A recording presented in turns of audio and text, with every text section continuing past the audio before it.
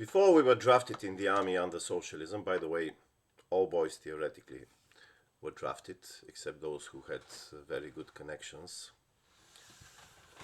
So before that, we had to undergo a medical examination. And the results of this medical examination were put down into some booklet, some official document that would follow you in the army. Your medical dossier, let's say a medical dossier, which was actually a booklet. And my booklet said, capable of being drafted, except in submarines and in tank detachments.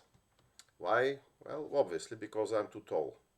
So in a submarine, in a Soviet submarine, Soviet-made submarine or Soviet-made tank, you need to be short, especially in the tank, because everything is very, there is no free space, there is no available space, no spare space.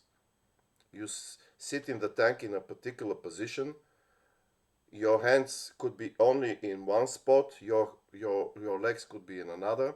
If you try to be in any other position, you will be smashed by the machinery. There are no safety nets. These are not the American tanks with all these luxuries.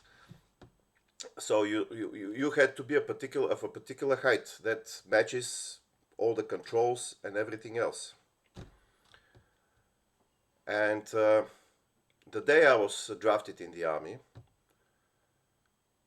the new draftees were queuing in front of some colonel who was deciding who should go where.